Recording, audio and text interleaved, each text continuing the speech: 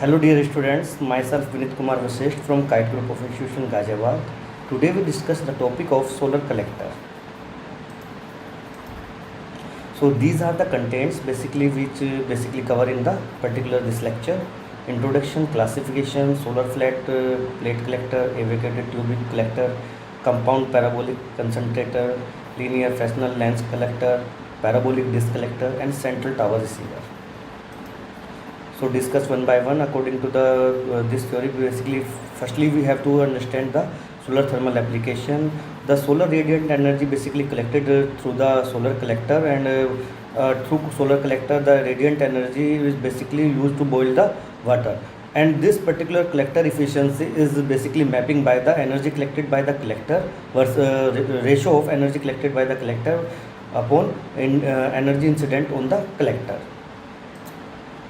These are the classification of solar collector: non-concentrating type, concentrating type, focus type, non-focus type and point focus type. So whenever we basically focus these criteria of the solar collector non-concentrating type, we have to consider flat plate collector, and the concentrating type we have to categorize in two categories, that is focus type, non-focus type. So line focus and modified type, CPC type, these are the different segments. One by one we have to discuss. And whenever we talk about the focus type in the two axis tracking, this is the parabolic disc collector, hemispherical ball mirror concentrator, there's circular French lens concentrator, central tower receiver. First, solar flat plate collector. So solar panel, basically this is the solar flat plate collector. In this particular segment, basically we have to see cold water inlet through the inlet port, and outlet through outlet port, warm water out. In this process, basically sun rays directly heat up this panel. Transport top, basically we have to use the glazing, basically cover up the heat radiant energy into the foam, and the radiant energy basically warm up and trapped into the chamber, and this radiant energy basically warm the fluid according to our requirement. So basically water piping we have to use, and the transport top basically we have to below the transparent top we have to absorber plate. So the radiant energy basically absorb. For the heat removal factor we have to use the insulation layer in this. So this is the basic diagram in the flat plate collector. So as you see in the particular diagram, flat plate collector, they are the fastened tubes carrying basically heat transfer fluids, and the direct and the diffuse solar radiation is directly impacted on the FPC, and the glass cover or the glazing basically absorb this type of the solar radiation, and the absorber plate basically absorbing this radiant energy and transfer into the basically tubes carrying heat transfer fluid. So these mechanism basically we have to use different tube segments according to the header positions. One header basically fluid inert and other one is the fluid out. So basically the angle which have to be install the our FPC is the main critical role in the particular efficiency criteria. Basically it easily obtained 60 to 80 degrees centigrade above the ambient temperature. It basically collect the beam radiation, diffuse radiation, and in FPC we have to no use the tracking system. It have a fixed position. FPC have little maintenance.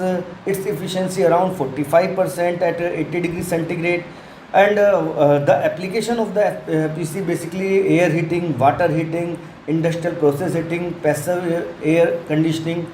These are the different application of solar flat plate collector.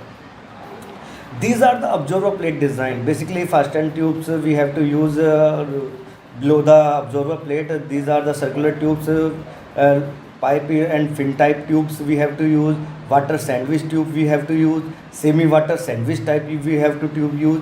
These are different designs basically to enhance its evaporation rate of the heat transfer. So the fluid basically evaporate, and what is the functioning basically according to the our design specification, and according to the requirement we have to implement on the different application of solar thermals. What performance varying parameter? These are the surface selection, number of covers, tilt angle orientation, heat removal from the cover. First one is the surface selection. What type of the surface we have to select? Basically, we have to select a surface according to our installation. We have to consider there is no shadow effect on the particular FPC concentrator. We have to install above the building. We have to install the open location. There is no building shadows affect the performance criteria of the FPC. Number of covers. What type of number of covers basically we have a different type of the number of covers.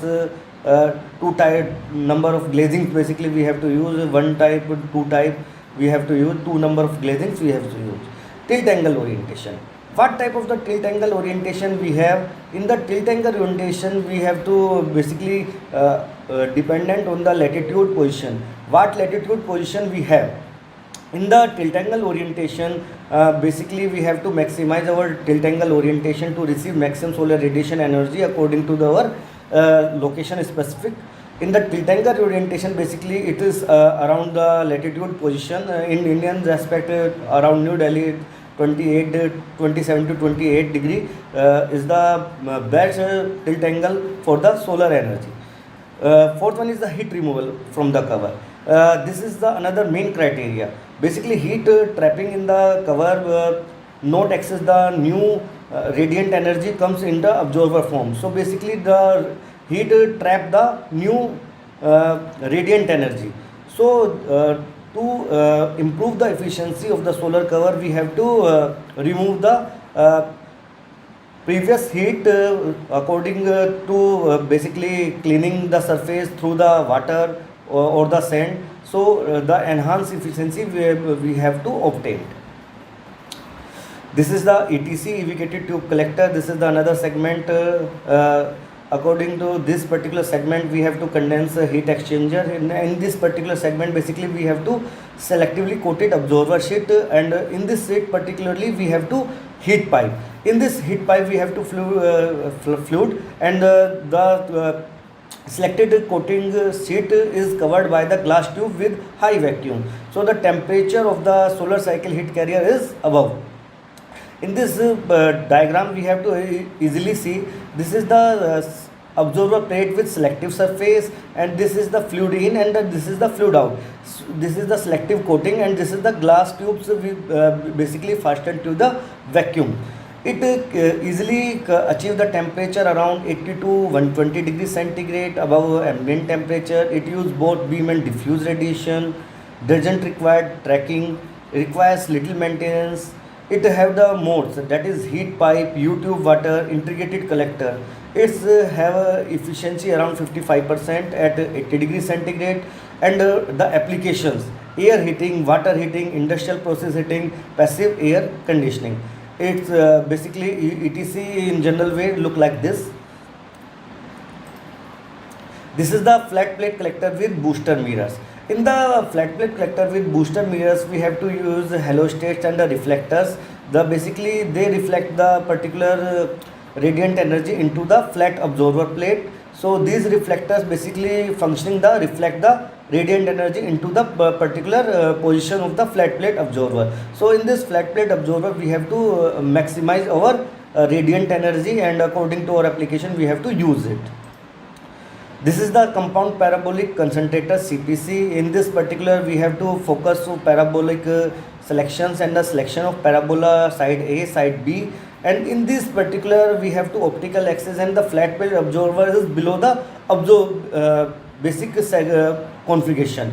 In this particular segment also the radiant energy comes out, and this parabolic structure is focused on this radiant energy into the flat receivers. So these working is likely to halostats, and these surface basically absorb the heat energy into main form. This is the cylindrical parabolic concentrator. In this particular cylindrical parabolic concentrator we have to cylindrical shape sheet, and mainly focal line reflector receiver we have to use. This cylinder sheet basically radiate the energy and reflect into the focal line. and the focal length basically we have to receiver. So basically in the receiver end we have to find maximum radiant energy. This is the fixed mirror solar concentrator. In this particular we have two different type of the mirror strip to concentrate our solar radiant energy into a focal length into a particular target point, and this target point basically we have to achieve what type of the radiation we have.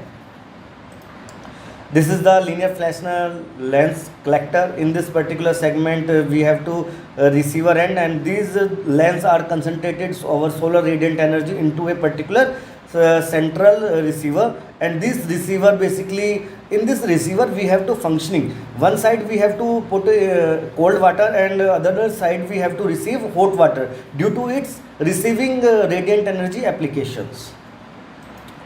This is the parabolic disconnector. In this particular we have to focus our radiant energy, and the parabolic concentrator be basically radiant energy to focus the focal length or receiver end. This is the hemispherical ball mirror concentrator. In this particular we have also the absorber or the receiver end, and the center of curvature is basically help to obtain the maximum radiant energy, and the position of the spherical mirrors are used in the particular type of the mirror concentrator. This is the central tower receiver. In the central tower receiver basically we have to situated our receiver at the top of the position, and in this particular we have to below the halo states. So these halo states or the mirrors basically absorb the radiant energy, and it basically deflect to the receiver end. So direct radiation comes through the sun in the receiver end, and the halo states receiver basically transfer to our radiant energy into the receiver. So the maximum radiant energy comes up in the receiver end. So this is the function of the central tower receiver. Thank you.